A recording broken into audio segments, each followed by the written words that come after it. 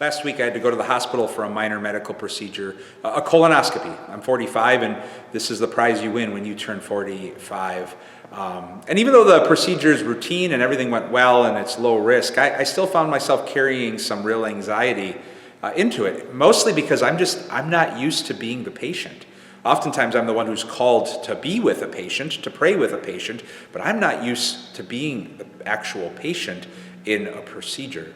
And in the midst of all that, I just was really grateful to have the love and support and friendly face of Christy in my corner. She was my ride there, my support through it all. And when I woke up from anesthesia, she was the first face I saw when my eyes opened. And I was just grateful that I saw a friendly face in the midst of all of that.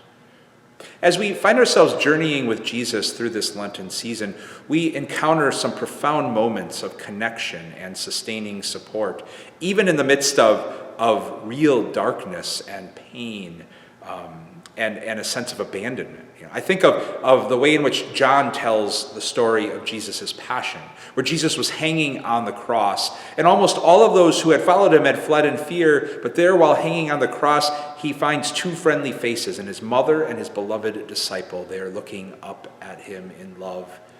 And I can't help but wonder if in Jesus' humanity, how meaningful and sustaining finding those friendly faces had to be in that situation of profound pain and anguish and darkness, and even maybe in a sense of feeling abandoned. To find two friendly faces and to soak in the love behind those faces.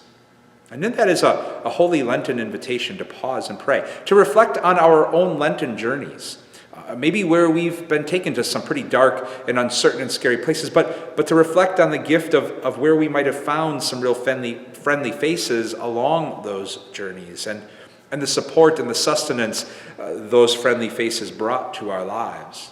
Maybe it's a holy invitation today to pause and pray and reflect on where we might be called to be a friendly face for somebody else who's enduring their own deep, dark Lent.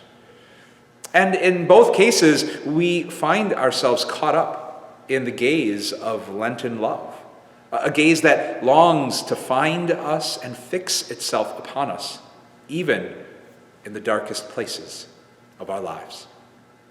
Lenten peace and blessings to you all.